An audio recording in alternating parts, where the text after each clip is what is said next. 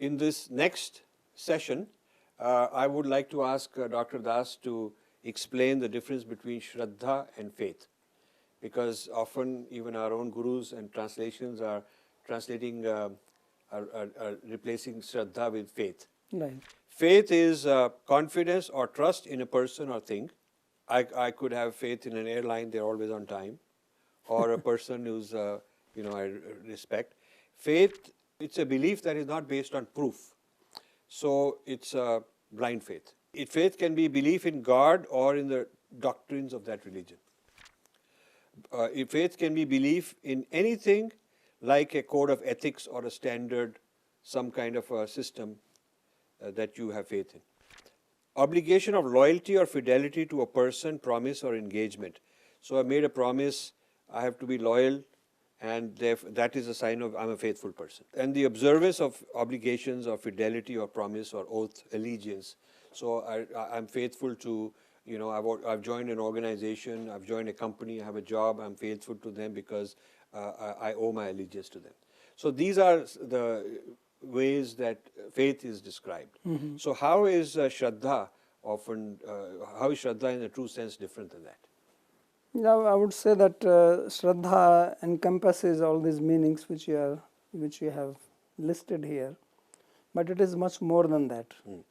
And if you see the original, derivation of the word, then it is made of two words. One is Shrat, and Dha is the root. So Shrat Dha, original root is Dudhayan Dharana Poshanayo, to hold, to nourish. So Shrat is actually an avyaya, and its sense is like Sat. It is a Vedic term of saying Sat.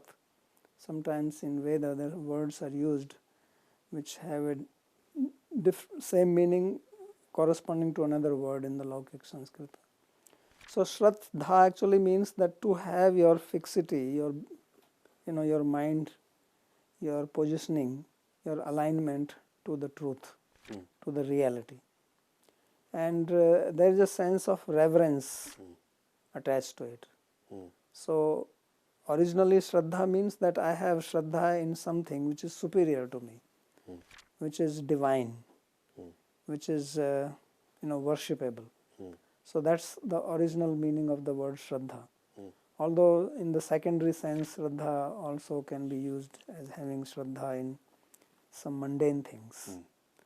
So that is the basic difference, that when I say that I have Shraddha, say in Shastra, then it is not saying that I have Shraddha in, say, my government, or you said in an airline. Because when I have faith in airline, I don't have any reverence for that. All I mean is that if I pay money to them, I get a ticket, then they'll honor the ticket. They'll honor the ticket. So that is faith. Yeah. But here Shraddha is not that kind of thing. So faith is more of a transactional system. Right. I gave money to this video guy, and he's going to give me my video. So we have another. So I have faith in him. Yeah, we have another word in Sanskrit which is called Vishwas. Vishwas. Yeah. So faith is more like Vishwas. So faith is more like Vishwas, and Shraddha is more than that. So Shraddha contains the sense of Vishwas in it, but it is reverential.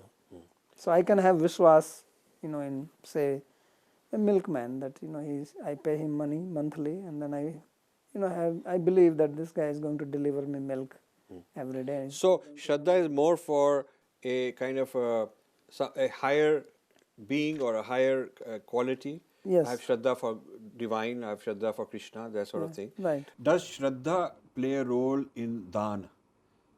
Because they say कि Shraddha bhav se Dhan karna chahiye. Yes, Dhan is not some materialistic activity, it is part of Dharma.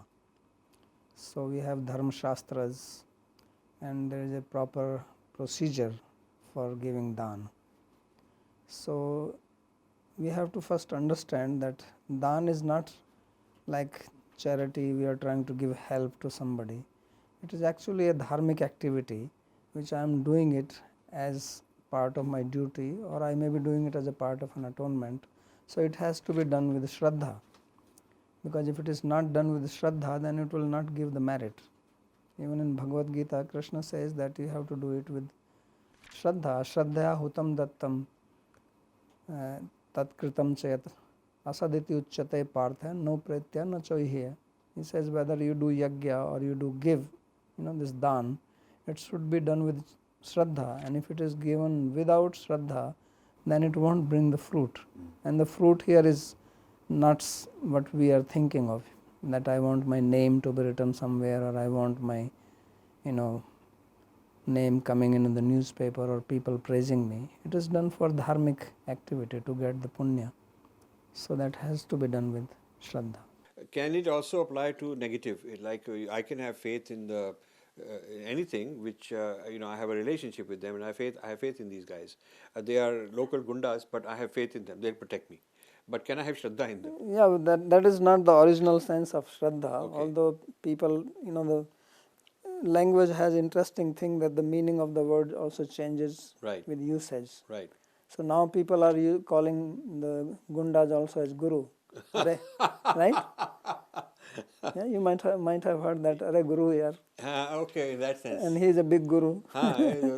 So now a goon is also called guru, and then you can have Shraddha in him. Yeah, you can have, Yeah, but that's not the original sense of the word. Right. Original sense of the word is that you have Shraddha in some superior being, God, some Deva, Shastra, we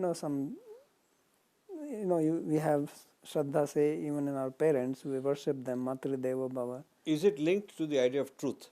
Yes, it is linked to that's exactly what I said, that the Shrat means truth.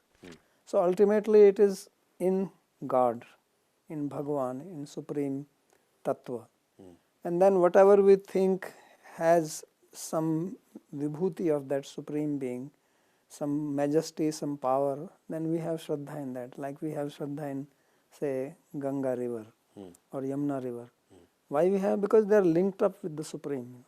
Right. Yamuna is the wife of Krishna, Ganga is the foot wash of Krishna. So we have, similarly when we say that we have Shraddha in Shastra, because they are word of God. This is the revealed knowledge given by Him. And when we say we have Shraddha in our parents, or we have Shraddha in Guru, because Guru is also representative of God, and parents are also our first representative of God. So even though Shraddha may be for something mundane, it is mundane as a representative of the divine, right. As a path to the divine, as some kind of a representation of the divine. So, but ultimately the target of the Shraddha is something divinity, right. some kind of... So even in Bhagavad Gita, when Krishna is talking about 3 types of Shraddha, and all those 3 are material Shraddhas, because there are actually 4 types of Shraddha. There is a transcendental Shraddha, and then there is a Shraddha which is in Sattva, Rajas and Tamas. So Yajante Satvika Devan, Yaksharakshansi Rajasa, Pret Bhutganasya Yajante Tamsa Jana. So he is also talking about, this Shraddha in Devas and Bhutas and Pretas and even Yakshas and Rakshasas. But these people who are having Shraddha in them, they are also thinking of them as divine. But because of their lower nature, Yes. they think that they are supreme. Right. So, but from their point of view, that is what right. it is. Excellent. So this is a good understanding. We have Shraddha for our deities, for our culture, for Vedas, and it's a lot more than just faith. Right. It is much more than that. Faith is included in that. Faith is a subset.